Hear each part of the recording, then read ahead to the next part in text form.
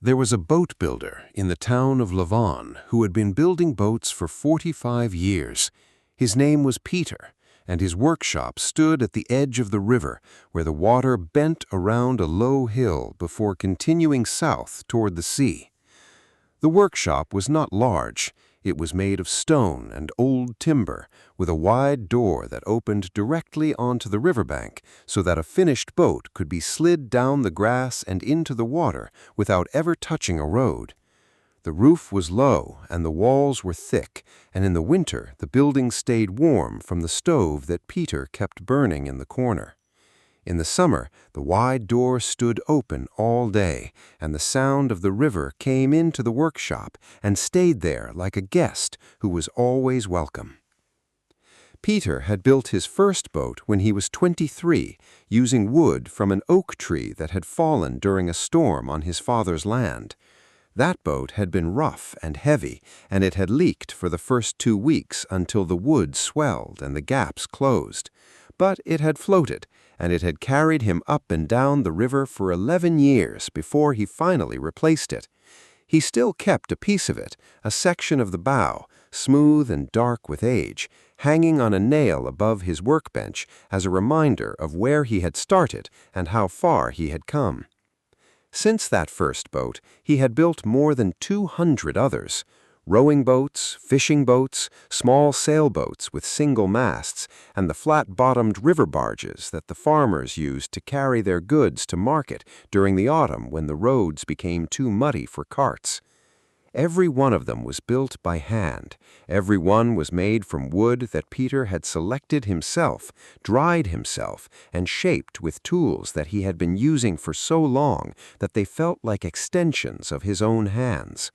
He used no power tools. He did not own a computer. His measurements were taken with a folding wooden ruler and a length of string, and his plans were drawn in pencil on large sheets of paper that he pinned to the wall of the workshop and studied for days before he made the first cut. People in the town knew Pieter the way they knew the river itself. He had always been there, doing what he did, and most of them could not imagine the town without him.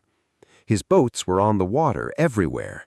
You could recognize them by the shape of the bow, which curved upward in a gentle line that Pieter had developed over the years, a line that was not copied from any book, but had come from his understanding of how the river moved and what a boat needed to do to move through it well. Children who grew up in Lavon learned to row in Pieter's boats. Fishermen trusted them in rough water.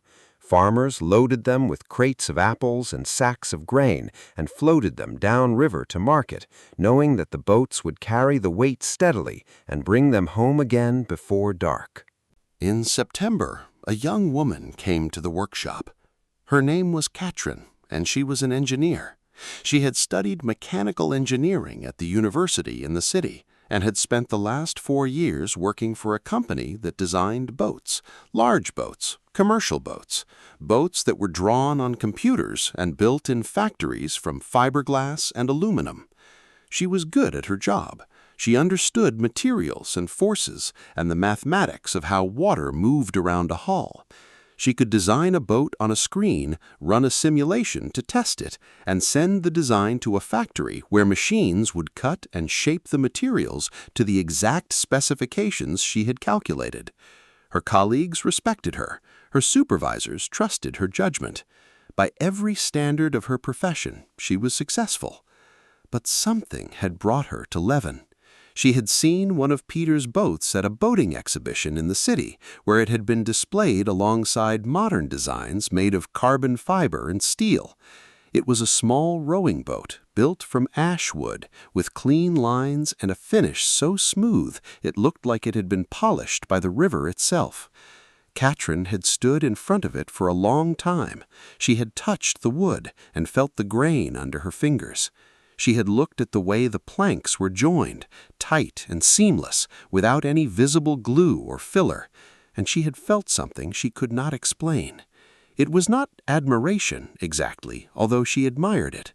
It was something more like recognition, as if the boat were showing her something about her own work that she had not wanted to see. She had taken the train to Levin the following weekend.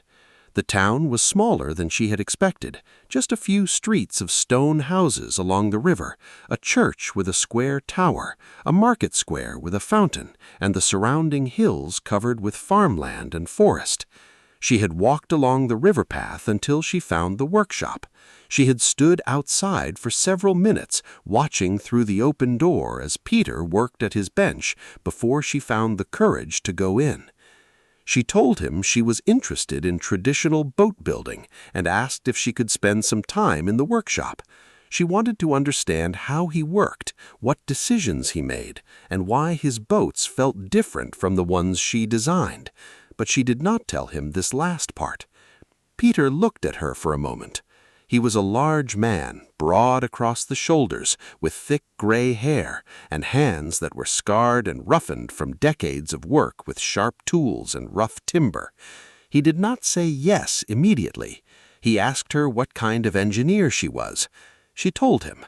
He nodded slowly, as if this confirmed something he had already guessed. Then he told her she could come, but she would have to be quiet and stay out of the way. He was building a boat for a fisherman named Don, and the work required concentration.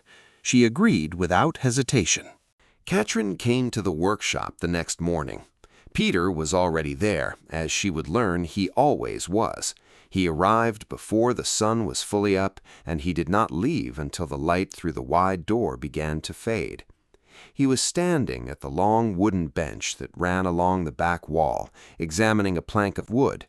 The plank was about 3 meters long and had been cut from an elm tree that had grown on the hillside above the town. Katrin could see the grain running through it in long, wavy lines, darker in some places and lighter in others, like the patterns that water makes on sand. Pieter held the plank up to the light from the window and turned it slowly, looking at it from different angles. He ran his hand along its surface. He tapped it gently with his knuckle and listened to the sound it made. She asked him what he was looking for. He told her he was reading the wood. Every piece of wood had a character, he explained. The grain showed how the tree had grown, where it had been strong, where it had struggled, where the wind had pushed it, and where it had pushed back. If you understood the grain, you knew what the wood wanted to do. You knew where it would bend easily and where it would resist. You knew where it was strong and where it might crack under pressure. A good boat builder did not force wood into a shape. He found the shape that was already inside it and helped it come out. Katrin thought about this. In her work, materials were chosen for their properties, their strength, their weight, their resistance to corrosion and fatigue. A sheet of aluminum was the same as any other sheet of aluminum. There was no character to read, no grain to follow. You decided what shape you wanted, and the material obeyed. That was the advantage of modern materials. They were predictable and uniform. But standing in the workshop, watching Pieter turn that plank of elm in his hands, she wondered whether predictability was really an advantage, or whether it was something that had been gained at the cost of something else, something she did not yet have a word for. Over the following days, she watched Pieter shape the planks for the hull. He used hand planes and chisels and a draw knife, a long curved blade with handles at both ends that he pulled toward himself to shave thin curls of wood from the surface. The work was slow and repetitive. He would plane a section, run his hand over it, plane it again, run his hand over it once more. His fingers told him things that his eyes could not see. When the surface was right, smooth and even and shaped to the curve he wanted, he knew it by touch before he knew it by sight. 2 weeks into her stay, Pieter began bending the planks for the sides of the hull. This was the part of the process that Katrin had been most curious about, because she knew the physics of bending wood, and she understood how difficult it was to do without breaking the fibers. In the factory where her company built boats, curves were achieved by molding fiberglass in a form, or by cutting aluminum sheets on a computer-controlled machine that could follow any shape with perfect accuracy. The The material did not resist. It did not remember a previous shape. It simply took the form it was given. Wood was different. Wood remembered the shape of the tree it had come from. It wanted to be straight, or to follow the curve it had grown in over decades of sun and wind and rain. To bend it into a new shape required heat and moisture and patience and a kind of negotiation between the builder and the material. Pieter had a steam box, a long wooden chamber connected to a large kettle that produced steam. He placed the planks inside the box and left them for hours, sometimes most of a day, until the steam had softened the fibers enough to allow them to bend without cracking. When a plank was ready, he removed it from the box quickly and clamped it to the frame of the boat, pulling it into the curve he needed while the wood was still hot and flexible. He worked fast during this stage because the wood cooled quickly and would become stiff again within minutes. Katrin watched his hands move with a speed and certainty that surprised her. For a man who worked so slowly and carefully most of the time, he could move with remarkable quickness when the moment required it. It was as if he had two speeds, the slow speed of preparation and the fast speed of action, and he knew exactly when to switch between them. She asked him once how he knew when the wood was ready to come out of the steam box. He told her he listened. The wood made a sound when it was ready, a faint creak, almost like a sigh, as the fibers relaxed and let go of their resistance. He had learned to hear it over the years. It was not a sound you could measure with an instrument or record on a machine. It was a sound you had to learn to recognize through experience, the way you learn to recognize a voice in a crowd or the sound of rain before it arrives. Katrin thought about the simulations she ran at work, the computer models that predicted exactly how a hull would behave in water, how much stress a joint could take, how a wave would break against the bow at a given speed. Those models were precise. They could predict outcomes to the millimeter, but they could not listen. They could not feel the particular character of a particular piece of wood on a particular morning. They dealt with materials in general. Pieter dealt with materials one at a time, each one different, each one requiring its own approach. The fisherman who had ordered the boat came to the workshop on a Saturday morning in early October. His name was Don, and he was a quiet, practical man in his 60s who had been fishing the river for most of his life. He and Pieter had known each other for decades. They had grown up on the same street, attended the same school, and their lives had run alongside each other the way two paths run alongside a river, sometimes close together and sometimes far apart, but always heading in the same direction. Pieter had built 3 boats for Don over the years, the first when Don was in his 20s and just starting out as a fisherman, the most recent about 15 years ago. That second boat was still in use, but its hull had developed a crack along the keel that was difficult to repair properly, and Don had decided it was time for a new one. He had not considered buying a factory-made boat. He had not looked at catalogs or compared prices. He had simply walked down to Pieter's workshop, as he had done twice before, and told him he needed a new boat. Don looked at the half-finished hull on the workshop floor. He walked around it slowly, running his hand along the planks the way Pieter did, not checking for defects, but feeling the shape of the thing, getting to know it the way you get to know a person by the way they hold themselves. He asked about the wood. Pieter told him it was elm for the hull and oak for the keel and the ribs. Don nodded. He did not ask about dimensions or measurements or technical specifications. He asked if the boat would handle the current near the old mill, where the river narrowed and the water ran fast over a bed of stones. Pieter told him it would. He had shaped the hull with that stretch of river in mind, a little deeper in the bow, a little wider at the beam, to give it stability in rough water, while keeping it light enough to row easily in the calm sections downstream. Katrin listened to this conversation and was struck by something she had not noticed before. Peter had not designed this boat to meet a general specification or to satisfy an average customer. He had designed it for a specific person, on a specific river, for a specific stretch of water where the current ran a certain way over certain stones. The boat was not an abstract object. It was a response to a real situation, shaped by decades of knowledge that could not be written down in a manual or entered into a computer program, knowledge that existed only in the relationship between a builder and a place and a person. She thought about her own work. The boats she designed were sold to people she would never meet, for use in waters she would never see. They were good boats, well-engineered, efficient, strong, but they were made for everyone in general, which meant, in a way, that they were made for no one in particular.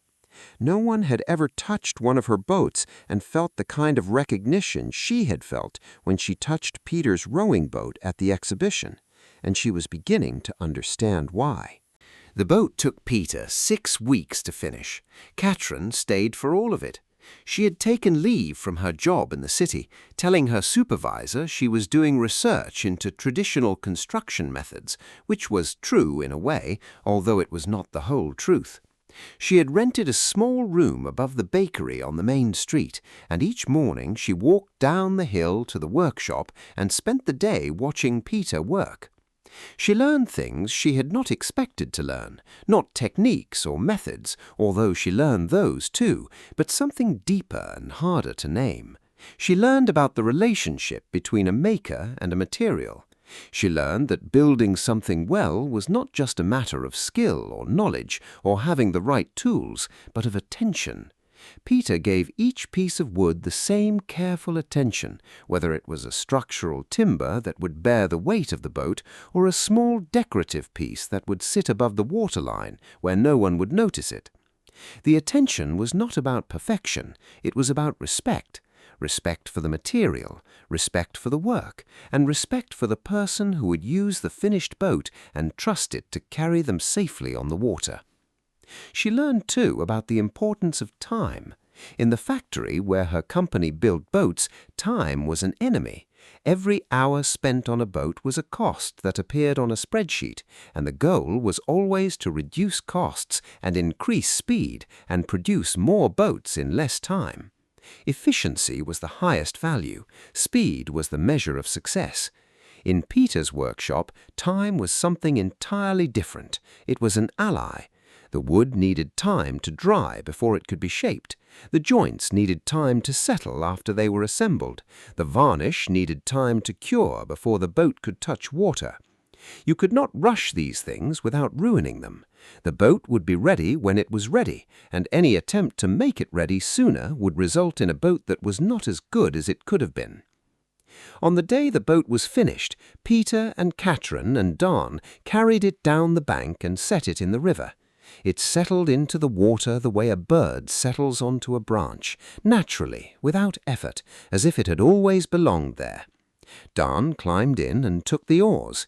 He rowed out to the middle of the river and sat there for a moment, feeling the boat move beneath him, testing its balance and its response to the current.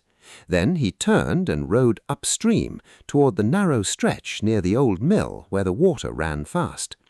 The boat moved through the current smoothly and quietly, responding to each stroke of the oars with a gentle forward motion that seemed to come not from force, but from agreement, the boat and the water understanding each other, working together, each one giving the other what it needed. Katrin went back to the city the following week. She returned to her job at the design company. She sat at her desk and opened the computer program she used to design hulls, and she looked at the screen for a long time. The shapes on the screen were clean and precise.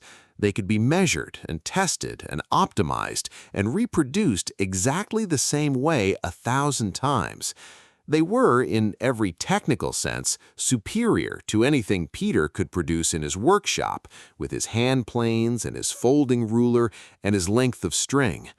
But they were missing something.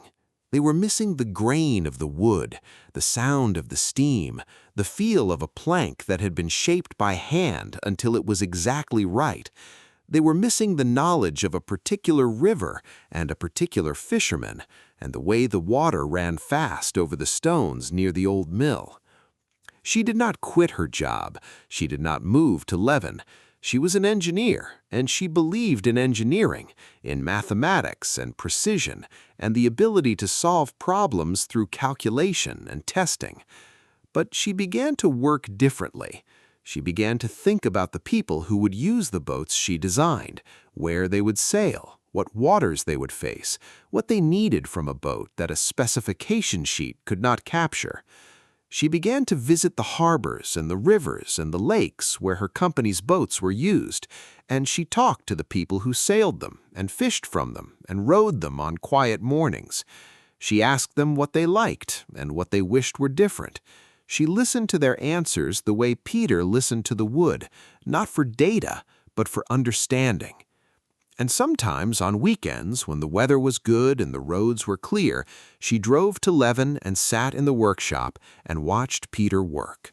He was building a small sailboat for a woman who wanted to sail on the lake to the north of town. The wood was pine this time, light and pale, and the workshop smelled of resin and sawdust. Pieter worked the way he always worked, slowly, carefully, reading the wood and following its grain, giving each piece the time and attention it needed. The river moved past the open door, carrying leaves and reflections and the quiet sound of water over stones. The light changed as the seasons turned, the sharp autumn light that she had first arrived in giving way to the softer, shorter light of winter, and then slowly growing longer and warmer again as spring returned. Each time she came back, the boat had grown. Each time she noticed something new, a joint she had not seen before, a curve that had not been there the last time, a section of the hull that had been sanded and varnished until it glowed.